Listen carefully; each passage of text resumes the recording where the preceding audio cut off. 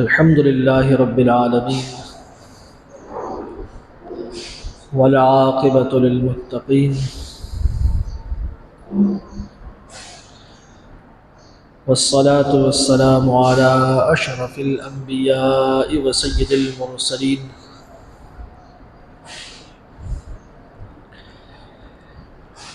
وعلى آله وأصحابه أجمعين.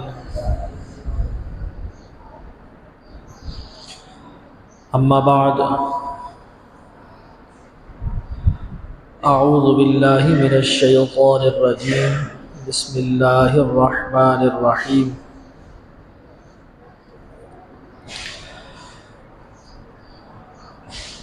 الله لا إله إلا هو ليجمعنكم إلى يوم القيامة لا ريب فيه ومن أصدق من الله حديثا. صدق الله مولانا العظيم وبلغنا رسوله النبي الكريم الأمين والحمد لله رب العالمين. الصلاة والسلام عليك يا سيدي يا رسول الله وعلى آلك وأصحابك يا حبيب الله.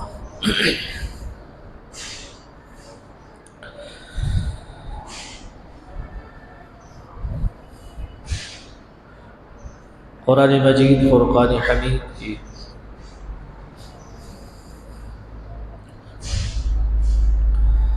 سورہ نساء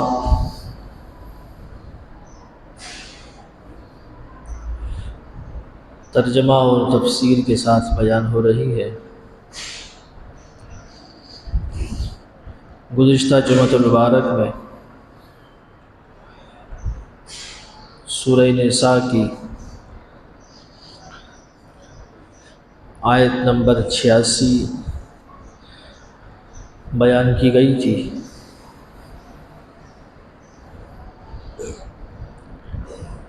اور آج الحمدللہ آیت نمبر 87 سے اس کا آغاز کیا جا رہا ہے.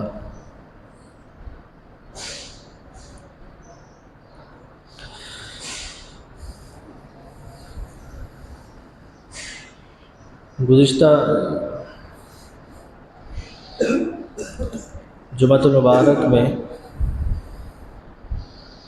جو آیت مبارکہ بیان کی گئی اس میں اللہ رب العزت نے مومنوں کو، مسلمانوں کو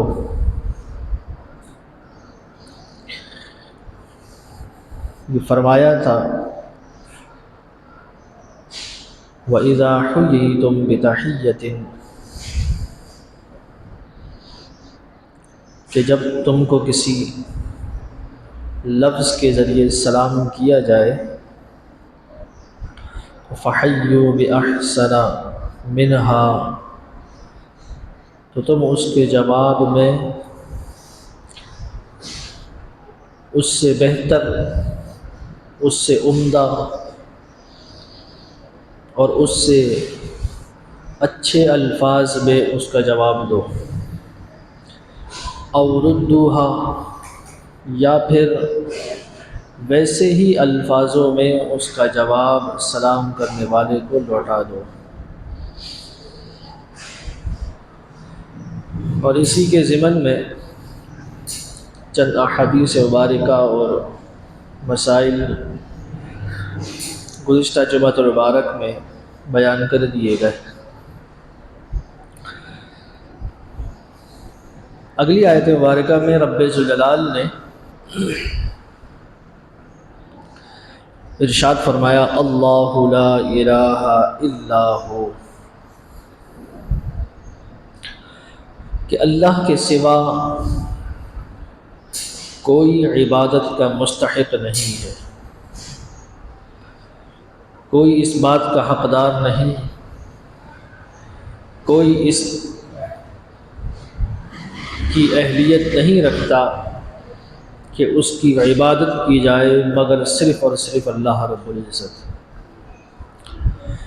اسی لیے اللہ تعالیٰ کو الہ کہا جاتا ہے۔ الہ کہتے ہی اس ذات کو ہے کہ جو اس بات کا حق رکھتا ہے کہ اس کو سجدہ کیا جائے، اس کی عبادت کی جائے، اس کی پرستش کی جائے۔ اور کائنات میں جو کچھ بھی ہے اللہ رب العزت کے علاوہ کوئی اس چیز کا حقدار نہیں ہے کہ ایک لمحے کے لیے بھی اس کی عبادت کو جائز قرار دیا جا سکے۔ نبی کریم علیہ السلام سے مسلمان حد درجے کی محبت رکھتے ہیں، عقیدت رکھتے ہیں، عشق رکھتے ہیں، پیار کرتے ہیں، اور اللہ رب العزت کے بعد کائنات میں سب سے عظیم ذات اللہ رب العزت کے بعد نبی کریم علیہ السلام کی ذات اقدس ہے۔ لیکن نبی کریم علیہ السلام کے لیے بھی ایک لمحے کی عبادت جائز نہیں۔ یعنی کوئی شخص اگر ایک لمحے کو بھی یہ مان لے، تسلیم کر لے کہ سرکار دو عالم صلی اللہ علیہ وسلم کی عبادت جائز ہے، کی جا سکتی ہے، تو ایسا شخص مشرک کہلائے گا۔ تو جب نبی کریم علیہ السلام کی عبادت جائز نہیں تو پھر کائنات میں اور کوئی باقی ہی نہیں رہا۔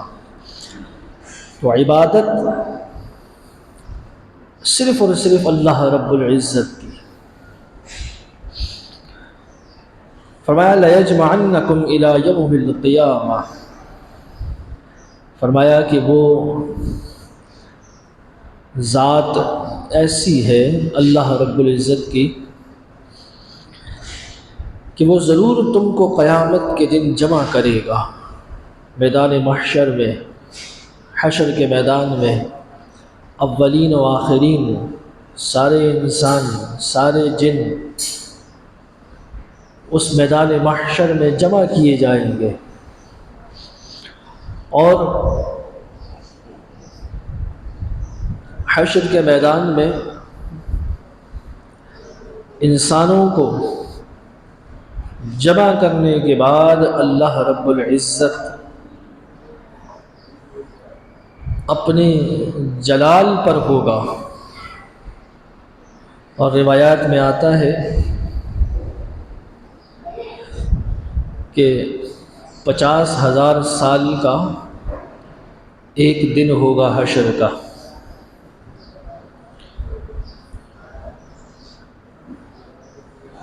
ایک طویل مدت گزر جائے گی حشر کے میدان میں، لوگ جمع کر دیے جائیں گے، کافر بھی ہوں گے، مسلمان بھی ہوں گے، مشرک بھی ہوں گے، متقی بھی ہوں گے، پرہیزگار بھی ہوں گے، گنہگار بھی ہوں گے، انبیاء بھی ہوں گے، اولیاء بھی ہوں گے، صالحین بھی ہوں گے، سارے میدان محشر میں جمع کیے جائیں گے اپنے اپنے درجوں میں۔ اور ہر شخص اس بات کے انتظار میں ہوگا کہ کب اللہ رب العزت کی جانب سے ان کے حساب و کتاب کا آغاز کیا جائے گا۔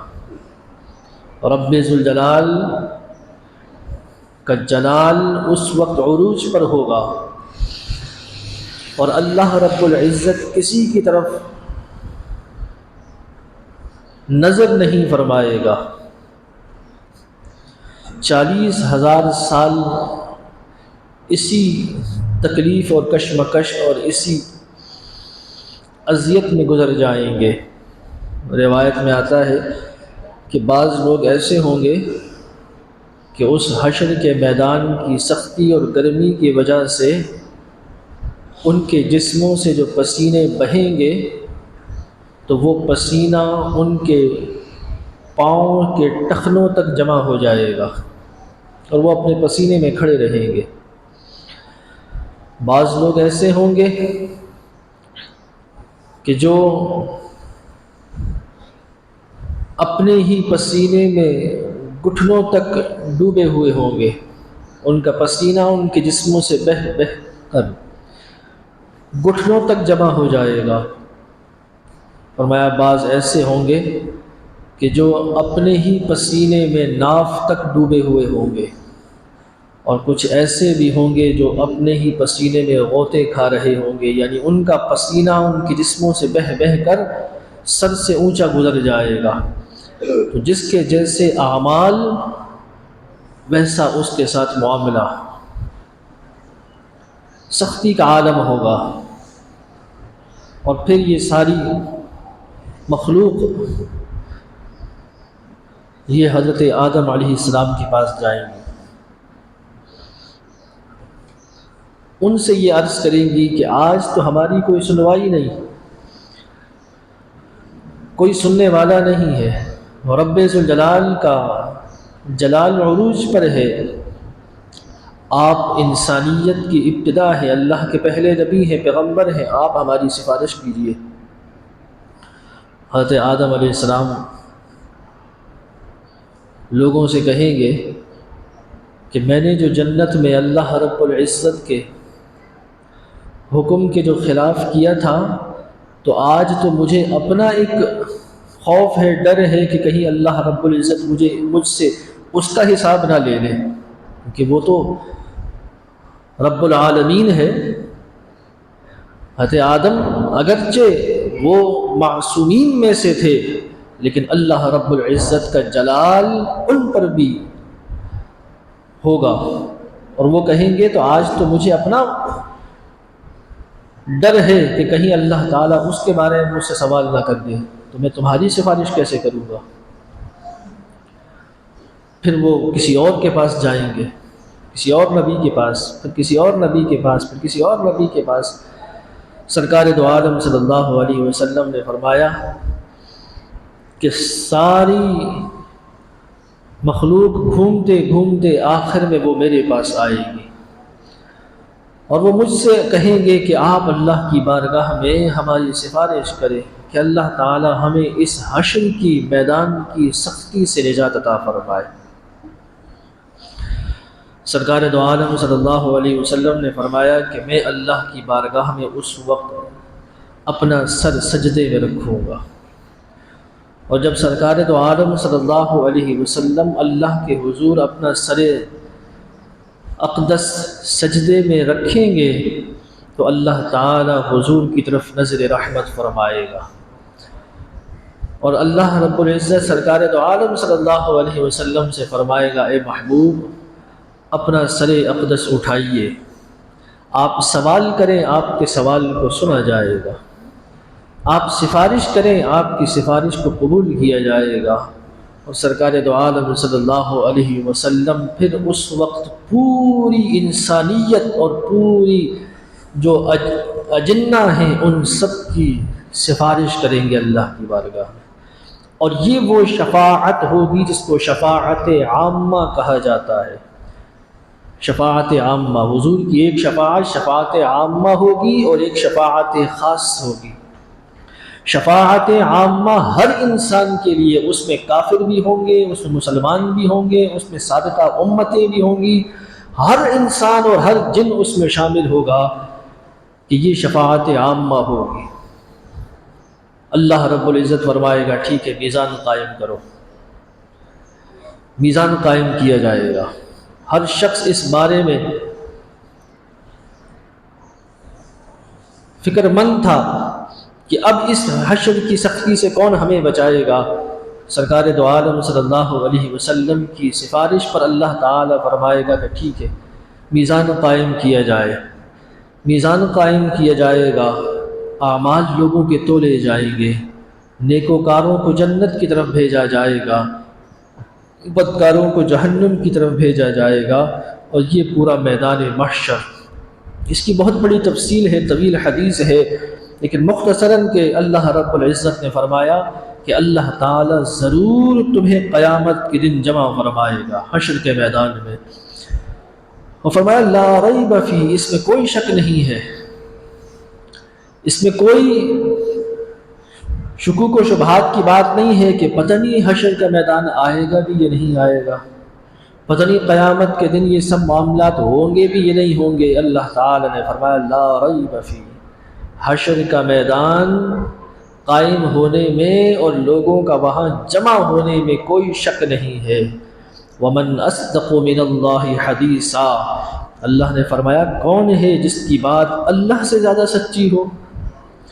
یعنی جب اللہ رب العزت خود کہہ رہا ہے کہ وہ تمہیں جمع کرے گا حشر کے میدان میں، تم سے حساب لے گا، تو پھر اللہ سے زیادہ بھی کوئی سچ بولنے والا ہے؟ اللہ سے زیادہ بھی کوئی کسی کی بات کی اہمیت ہے؟ اللہ رب العزت سے زیادہ بھی کوئی کسی کی بات کی ویلیو ہے، اس کے اندر سچائی ہے؟ تو فرمایا اللہ رب العزت کی بات سے زیادہ سچی بات کس کی ہو سکتی ہے کہ جس نے وہاں میدان محشر میں ساری مخلوقات کو، ساری انسانیت کو، سارے اجنہ کو وہاں جمع کرنا ہے اور ان سے حساب لینا ہے۔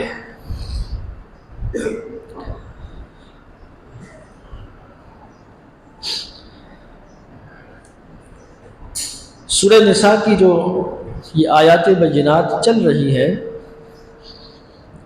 اس میں اللہ رب العزت نے جہاد کا کثرت کے ساتھ تذکرہ فرمایا ہے، امت کو جہاد کی ترغیب بھی دی، امت کو جہاد کی تعلیم بھی دی،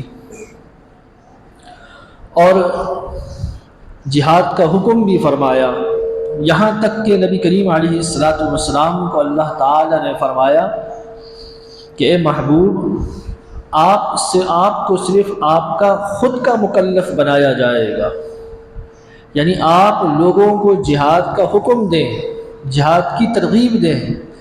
اگر کوئی آپ کے ساتھ جہاد کے لیے اللہ کی راہ میں نکلتا ہے تو ٹھیک، ورنہ آپ تنہا ہی اللہ کی راہ میں جہاد کریں، اور جو اللہ کی راہ میں آپ کے ساتھ جہاد کرے گا اس کے لیے اللہ کے ہاں بڑا اجر عظیم ہے، اور جو اس سے روگردانی کرے گا تو اس کے لیے یقیناً اللہ تعالیٰ کا شدید عذاب ہے اور اللہ کی پکڑ بہت شدید ہے۔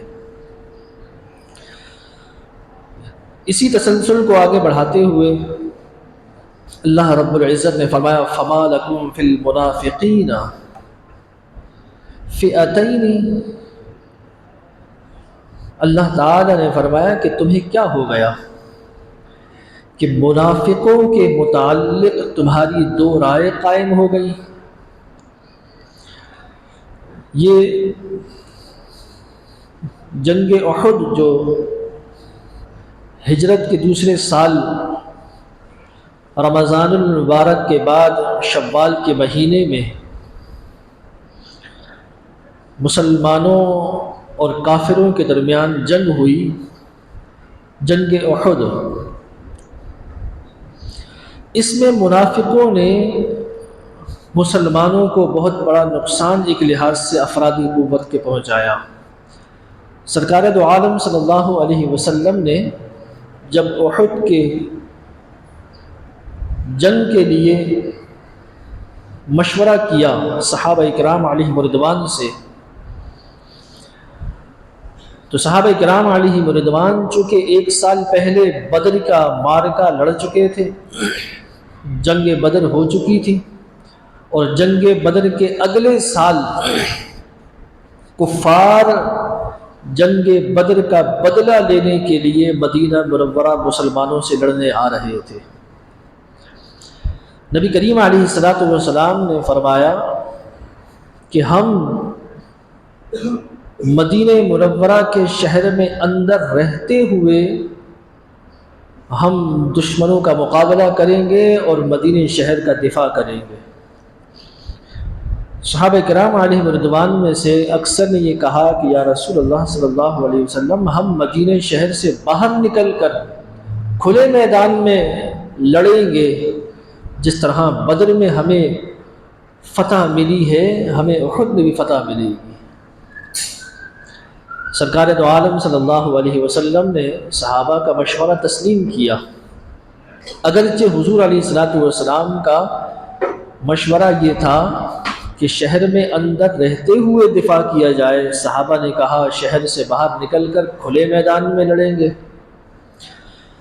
جب احد کے لیے نکلے صحابہ کرام علیہ رضوان تو 1000 کا مسلمانوں کا لشکر تھا۔ مدینہ شہر سے احد تقریباً 10 یا 12 کلومیٹر کا فاصلہ ہے۔ تھوڑے فاصلے پر گئے تو منافقوں کا جو اس وقت سردار تھا عبداللہ ابن ابی، اس نے نبی کریم علیہ الصلوۃ والسلام سے کہا کہ ہم تو آپ کے ساتھ نہیں جائیں گے لڑنے کے لیے، لہٰذا یا تو آپ اپنا ارادہ جو ہے وہ ختم کر دیں لڑنے کا، ورنہ ہم واپس جا رہے ہیں۔ اور وہ عبداللہ ابن ابی 300 منافقوں کو لے کر وہاں سے واپس ہو گیا۔ اب مسلمان رہ گئے 700 کی تعداد میں۔ اب اچانک سے جب 300 کا لوگ جب کم ہو جائیں تو ظاہر بات ہے کہ یہ لوگوں کے حوصلے کو پست کر دینے والا اقدام ہے نا۔ 75% لوگ رہ گئے، 25% لوگ کم ہو گئے، لیکن سرکار دو عالم صلی اللہ علیہ وسلم صحابہ کو لے کر احد کی طرف گئے، اور یہ سارے کے سارے منافق جو ہے یہ واپس لوٹ گئے۔ اب جب یہ جو منافقین تھے ان کے بارے میں مسلمان صحابہ کی 2 رائے قائم ہو گئی تھی۔ اس کے بارے میں اللہ رب العزت فرما رہا ہے فَمَا لَكُمْ فِي الْمُنَافِقِينَ فِئَتَيْنِ، کہ تمہیں کیا ہو گیا؟ صحابہ سے حضور اللہ رب العزت فرما رہا ہے مسلمانوں سے کہ تمہیں کیا ہو گیا کہ منافقوں کے متعلق تمہاری 2 رائے قائم ہو گئی۔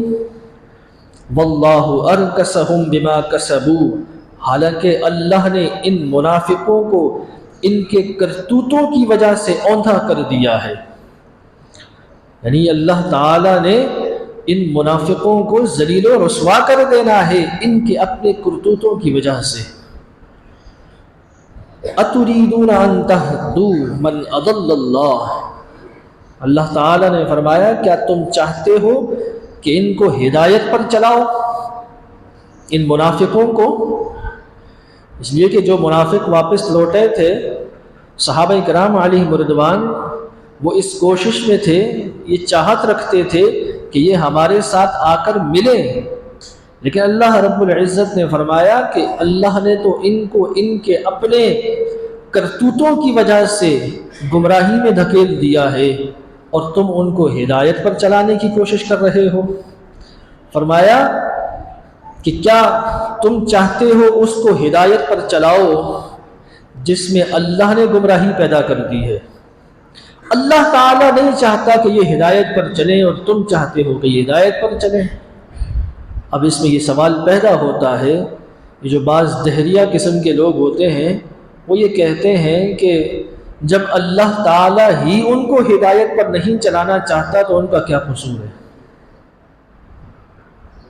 اللہ تعالیٰ نے یہی فرمایا نا کہ کیا تم چاہتے ہو ان کو ہدایت پر چلانے کے لیے جن کو اللہ تعالیٰ ہدایت پر نہیں چلانا چاہتا، اور تم ان کے لیے کوشش کرتے ہو۔ وہ کہتے ہیں کہ جب اللہ ہی نہیں چاہتا ان کو ہدایت پر چلانے کے لیے تو پھر ان کا کیا قصور ہے، وہ تو بے بس۔ حالانکہ عقل مند اور سوچ و بچار غور و فکر کرنے والا، جس طرح اللہ تعالیٰ نے گزشتہ آیات بینات میں فرمایا نا کہ تمہیں کیا ہوا کہ تم قرآن میں غور نہیں کرتے، غور و فکر نہیں کرتے۔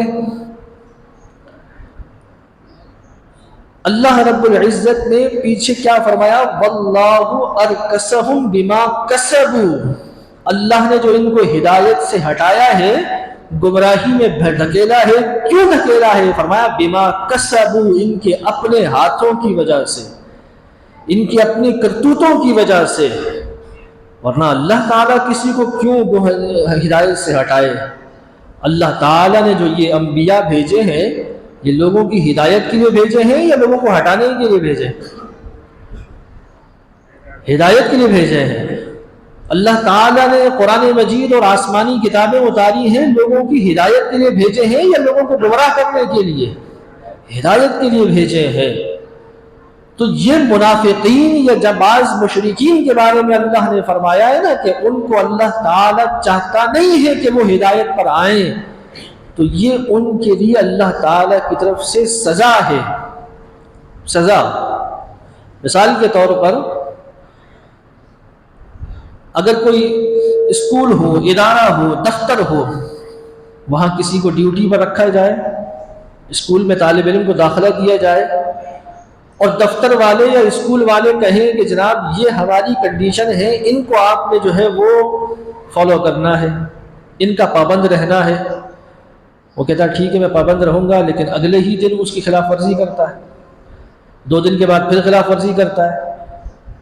وہ ادارے والے کہتے ہیں، اس کو تنبیہ کرتے ہیں کہ بھائی ان کی پابندی کرو نہیں تو ہم ایکشن لیں گے، وہ پھر 2-4 دن کے بعد اس کی غیر قانونی کرتا ہے، پابندی نہیں کرتا۔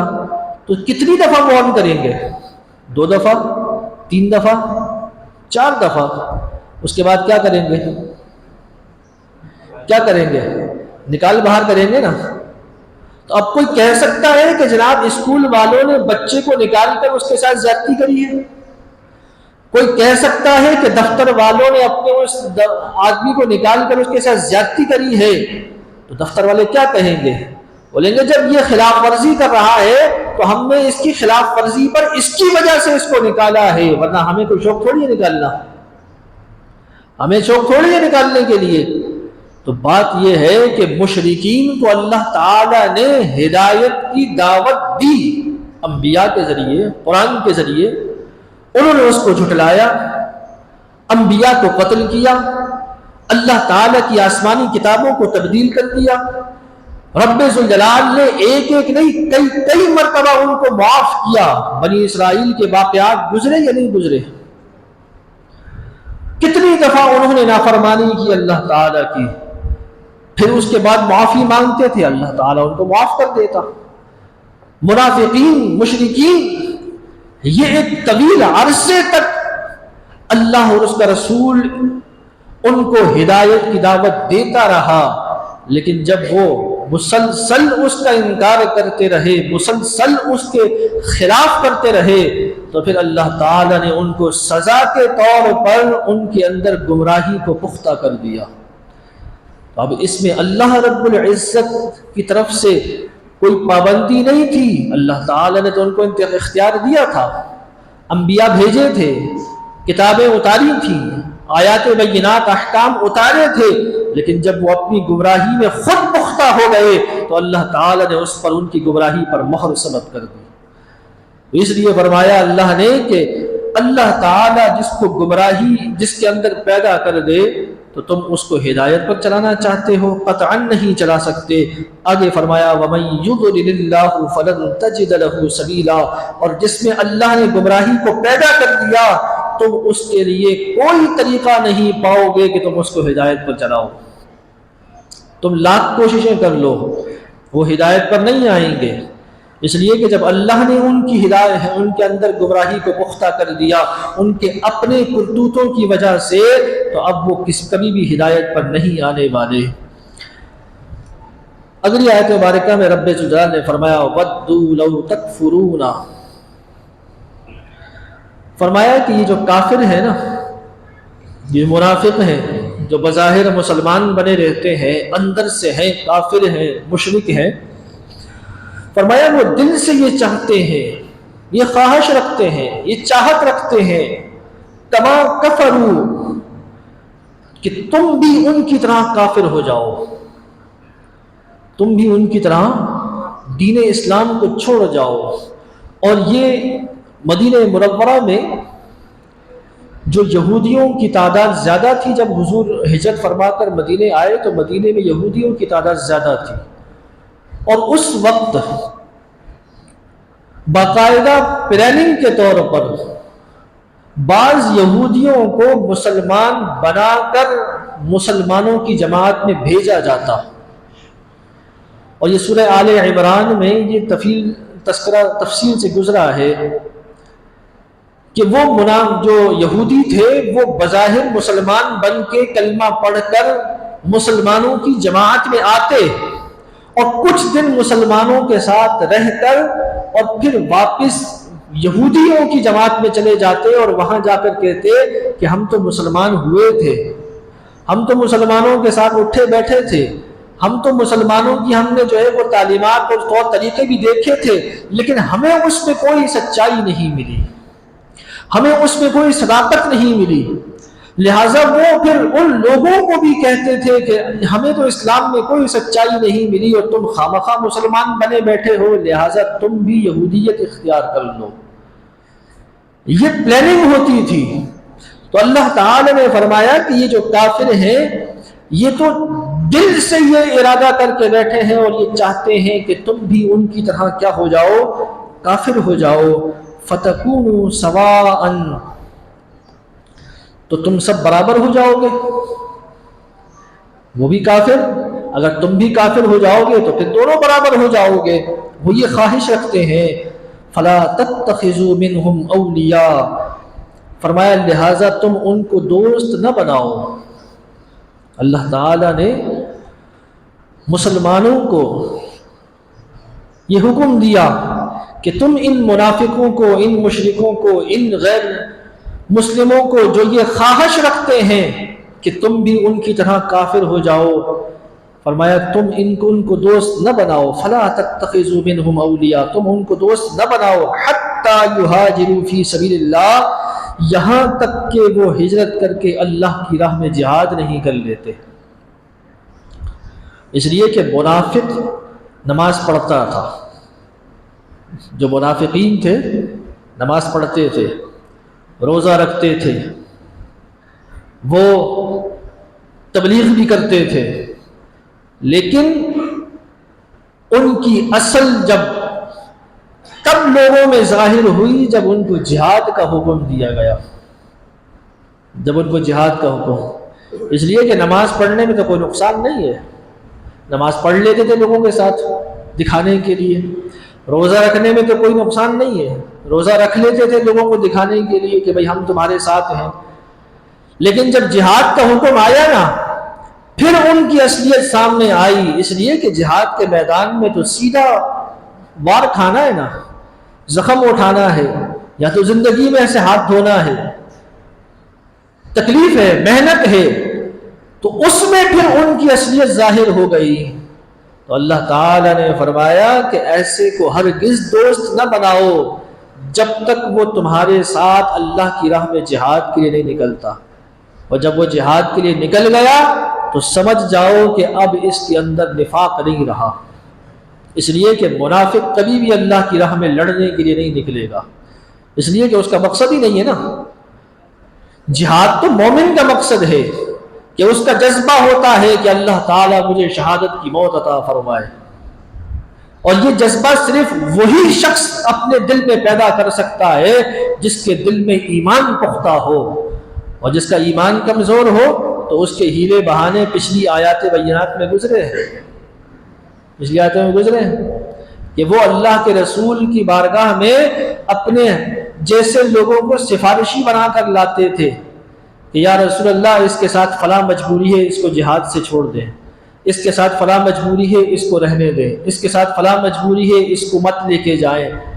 اس کے بارے میں اللہ نے فرمایا من یشفع شفاعۃ حسنۃ، کہ جس نے اچھی شفاعت کی اس میں سے اس کو حصہ ملے گا، ومن یشفع شفاعۃ سیئۃ، کہ جس نے بری شفاعت کی اس میں اس کا بھی حصہ ہے جو شفاعت کرنے والا ہے۔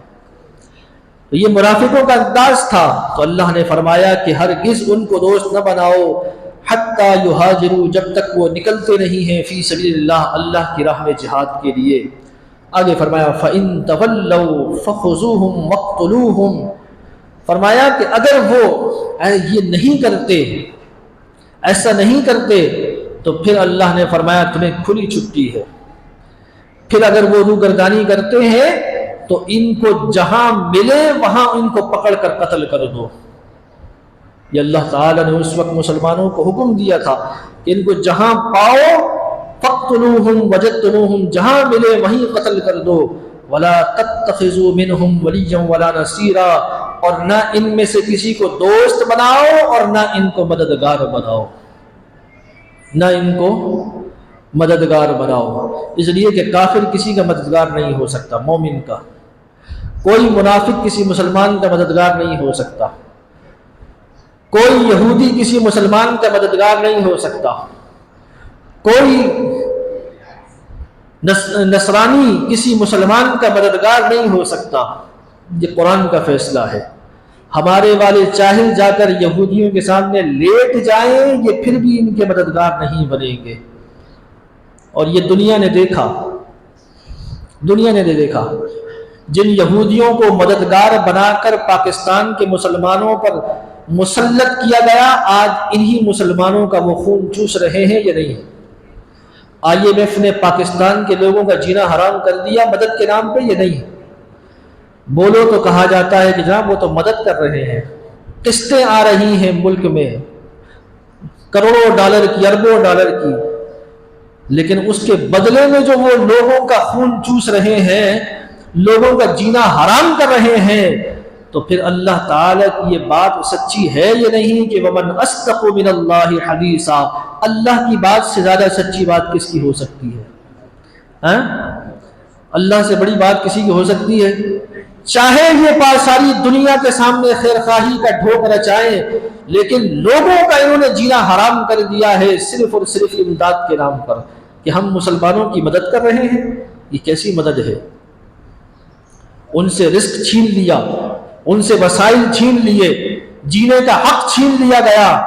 آج حال پاکستان کا سب کے سامنے ہے۔ یہ سارا کا سارا ان یہودی ایجنڈوں IMF کا سارا کیا دھرا ہے۔ تو اللہ تعالی نے فرمایا ان کو نہ تو دوست بناؤ نہ مددگار بناؤ، یہ کبھی تمہارے مددگار نہیں ہو سکتے۔ آگے رب ذوالجلال نے فرمایا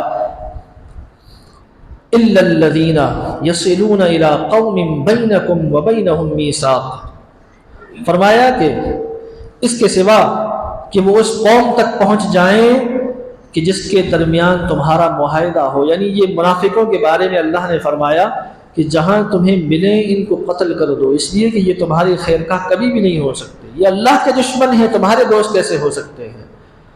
فرمایا ان کو قتل کرو۔ ہاں اگر یہ ایسی جگہ پہنچ جائیں کہ جن سے تمہارا امن کا معاہدہ ہے تو پھر ان کو چھوڑ دو۔ او جاؤکم حسرت صدورہم، یا پھر یہ تمہارے پاس اس حال میں آ جائیں کہ وہ کہیں کہ بھئی ہم تم سے لڑ نہیں سکتے، ہم تمہارے سامنے جو ہے وہ ہتھیار ڈالتے ہیں، تو فرمایا پھر بھی ان کو چھوڑ دو۔ الی قوم بینکم وبینہم میثاق او جاؤکم حسرت صدورہم ان یقاتلوکم او یقاتلوا قومہم، اور فرمایا کہ ان کے دل تنگ آ چکے اور اپنی قوم سے لڑیں گے وہ، تو اس حال میں اگر وہ تمہارے پاس آئیں تو پھر بھی ان کو چھوڑ دو۔ وَلَوْ شَاءَ لَسَلَّطَهُمْ عَلَىٰ فَلَقَاتَلُوكُمْ، اور فرمایا کہ اگر اللہ چاہتا تو ضرور تم پر ان کو مسلط کر دیتا۔ یہ بھی اللہ تعالیٰ نے مسلمانوں کو ایک تنبیہ فرمائی ہے۔ تنبیہ، جس طرح احد کے میدان میں، جنگ احد میں مسلمانوں کو ایک تنبیہ ہوئی نا، اس لیے کہ بدر میں جس طرح سے اللہ تعالیٰ نے مسلمانوں کی مدد کی تو مسلمانوں میں سے بعض کا یہ ذہن بن گیا تھا کہ اللہ کے رسول ہمارے درمیان موجود ہے اور اللہ تعالیٰ تو لازمی ہمیں فتح عطا فرمائے گا۔ جس طرح آج اکثر مسلمانوں کا ذہن بن گیا ہے نا کہ ہم تو حضور کے امتی ہیں، ہمیں لازمی شفاعت ملنی ہے، ہم تو میدان محشر میں پہنچیں گے تو فرشتے ہمیں ہار پہنائیں گے کہ حضور کے امتی آ گئے، بھلے ہم جیسے بھی ہوں۔ ہاں، نماز ایک بھی نہ پڑھی ہو، روزہ ایک بھی نہ رکھا ہو، زکوٰۃ میں بھلے ہم نے ڈنڈیاں ماری ہوں، جتنی بڑے بڑے فراڈ ہم نے کرنے ہیں کر لیں، حضور کے امتی تو ہے نا، ہم حضور کے امتی تو ہیں۔ ہاں، گناہگار ہیں مگر ہیں تو آپ کے، ہے یہ نہیں؟ آج ہر مسلمان کا یہ ذہن بن گیا ہے۔ تو اس وقت آج کے مسلمانوں کا اور صحابہ کا کوئی مقابلہ نہیں، ان کے اخلاص میں کوئی شک نہیں ہے، لیکن بشری تقاضے کے مطابق ایک انسان کا ذہن تو بنتا ہے نا کہ جب حضور ہمارے درمیان موجود ہیں تو پھر ہمیں فتح ملنی ہی ملنی ہے۔ تو اللہ تعالیٰ نے جنگ احد میں ایک تنبیہ فرمائی مسلمانوں کو فتح دے کر ان سے لے لی، فتح دے کر ان سے لے لی تاکہ آئندہ کے لیے ان کو نصیحت ہو جائے، آئندہ کے لیے ان کو سبق حاصل ہو جائے کہ انسان نے اپنی کوشش کرنی ہے، جب انسان کوشش کرے گا، ثابت قدم رہے گا تو اللہ تعالیٰ پھر اس پر اس کو انعام ضرور عطا فرمائے گا۔ لیکن اگر ہاتھ اٹھا دیے سارے اور کہ بھئی اللہ تعالیٰ تو کرے گا ہی کرے گا، تو پھر اللہ رب العزت تنبیہ بھی فرماتا ہے۔ تو اللہ تعالیٰ نے فرمایا کہ اگر اللہ تعالیٰ ان منافقوں کو تم پر مسلط کر دیتا تو بے شک وہ تم سے لڑتے اور تم مغلوب ہو جاتے، لیکن اللہ تعالیٰ نے تمہیں غالب کیا ہے، ان منافقوں کو اللہ تعالیٰ نے مغلوب کر دیا ہے۔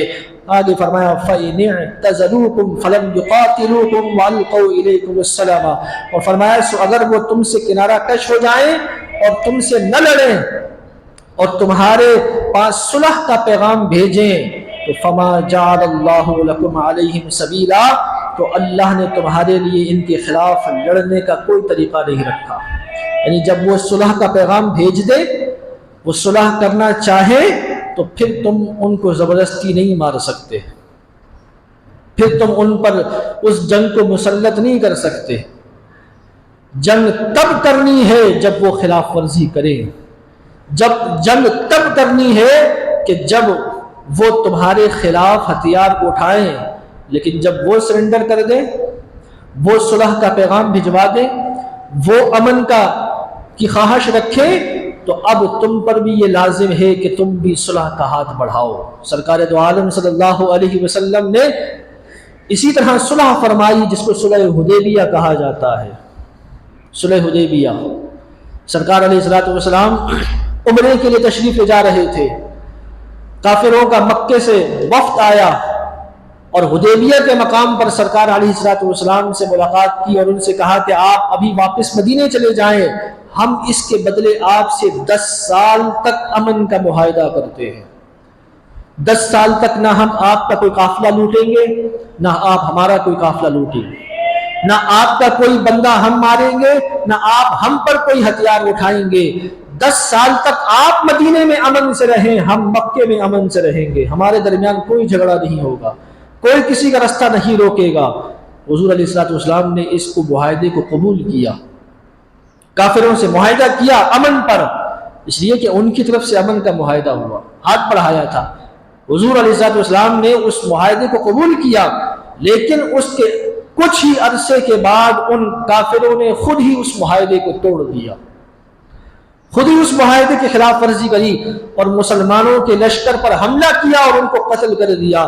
سرکار علیہ الصلوۃ والسلام نے پھر فرمایا کہ جب انہوں نے معاہدہ توڑ دیا ہے تو اللہ تعالیٰ نے اس کو ہمارے لیے رحمت بنایا، حضور نے مکے کو فتح کرنے کا حکم فرمایا۔ 8 ہجری کو حضور علیہ الصلوۃ والسلام نے مسلمانوں کو لشکر تیار کیا اور مدینہ منورہ سے 10,000 صحابہ کو لے کر حضور علیہ الصلوۃ والسلام مکہ مکرمہ کو فتح کرنے کے لیے تشریف لے گئے۔ مکہ فتح ہو گیا، اگرچہ کافروں نے تو اپنی سوچ کے مطابق مسلمانوں کو نقصان پہنچانے کے لیے حملہ کیا تھا، لیکن اللہ کی تدبیر غالب ہوتی ہے۔ اللہ رب العزت کی جو حکمت ہے وہ غالب حکمت ہے۔ کافروں کو پتہ ہی نہیں تھا کہ اس معاہدے کی خلاف ورزی ہماری ہی جو ہے وہ سرکوبی کا سامان بن جائے گی۔ مسلمان نکلے مدینہ منورہ سے، مکہ مکرمہ پہنچے اور سرکار دو عالم صلی اللہ علیہ وسلم کی کمال حکمت عملی، حضور علیہ الصلوۃ والسلام 10,000 صحابہ کو لے کر جب مکہ مکرمہ کے قریب پہنچے تو مکہ مکرمہ سے تقریباً 40-45 کلومیٹر کے فاصلے پر ایک مقام ہے جس کو جعرانہ کہا جاتا ہے۔ جعرانہ یہ مکے کی حدود ہے۔ حضور علیہ الصلوۃ والسلام شام ڈھلتے اس جعرانہ کے مقام پر پہنچ گئے، 2-3 گھنٹے کا سفر کرتے تو مکے میں داخل ہو جاتے، 2-3 گھنٹے پیدل سفر ہوتا تو مکے میں داخل ہو سکتے تھے، لیکن سرکار علیہ الصلوۃ والسلام نے فرمایا کہ جعرانہ کے مقام پر خیمے لگاؤ، یہاں قیام کریں گے۔ اب اتنا دور مکے مدینے سے مکے کے قریب پہنچ کر اب یہاں آ کر پڑاؤ ڈالنے کا کیا مقصد تھا؟ صحابہ نے کہا حضور ہم تو بے چین ہیں کہ ہم مکے کی سرزمین پر پہنچے اور آپ یہاں ہمیں خیمہ لگانے کا حکم دے رہے ہیں کہ اتنا قریب آ کر کہ ہم تو چند گھڑیوں میں ہم مکے میں ہوں گے۔ حضور نے فرمایا خیمے لگاؤ۔ صحابہ نے خیمے لگائے۔ مکے والوں کو ابو سفیان اور دیگر جو مکے کے اندر جو رئیس تھے ان کو پتہ چلا کہ مسلمان آ گئے۔ سرکار علیہ السلام نے جب خیمے لگا دیے، رات کا جب وقت ہوا تو اب 10,000 صحابہ تھے۔ سرکار علیہ السلام نے ہر صحابی کو حکم دیا کہ وہ اپنے لیے ایک چولہا جلائے، ہر صحابی کو۔ حالانکہ سفر کا معاملہ یہ ہوتا تھا کہ 10 12 20 لوگ مل کر ایک چولہا جلاتے، لکڑیاں جلاتے اور اس پر اپنا کھانا پکاتے تھے۔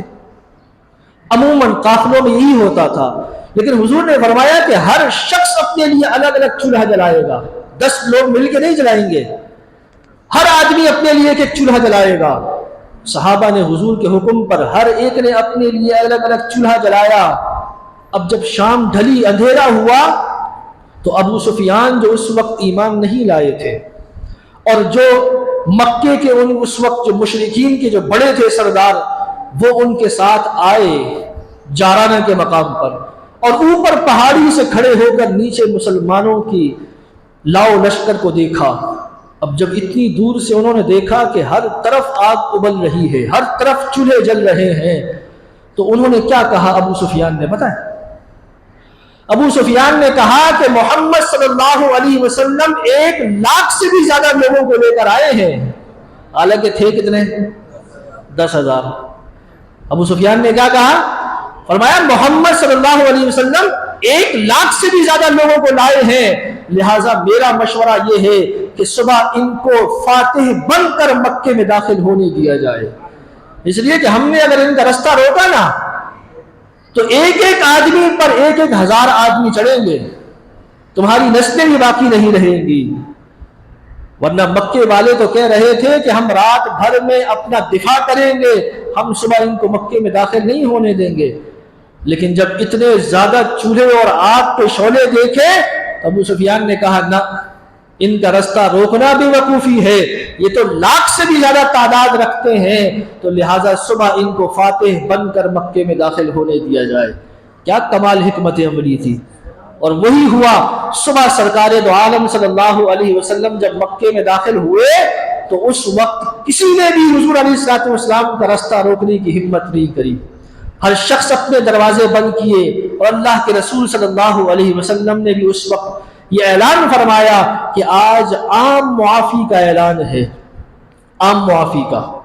جو اپنے گھروں میں ہیں ان کے لیے بھی معافی ہے، جو مکے میں حرم میں ہیں ان کے لیے بھی معافی ہے، جو ابو سفیان کے گھر میں ہیں ان کے لیے بھی معافی ہے، ان کے لیے معافی۔ حضور نے عام معافی کا اعلان فرمایا، اور یہ وہ کمال حکمت عملیہ تھی کہ اللہ تعالی نے قرآن مجید میں سورہ نساء کے اندر ہی فرمایا نا کہ اللہ تعالی کی حکمت غالب ہے اور وہ جیسے چاہے گا مسلمانوں کو غلبہ عطا فرما دے گا، لیکن مسلمان تو اپنے اندر جرأت پیدا کرے نا، مسلمان تو جرأت پیدا کرے، اور مسلمان ہی اگر ڈھیلے ڈھالے ہو جائیں گے تو پھر اللہ تعالیٰ اس قوم کی حالت کبھی بھی نہیں بدلتا جس قوم کو اپنی حالت خود بدلنے کی فکر نہ ہو، کبھی نہیں بدلتا۔ رب ذوالجلال بھی پھر ان کی طرف توجہ نہیں فرماتا جس کو خود اپنی حالت بدلنے کی فکر نہ ہو۔ اللہ تعالیٰ سے دعا ہے کہ اللہ تعالیٰ ہمیں عمل کی توفیق عطا فرمائے۔ وآخر دعوانا الحمدللہ۔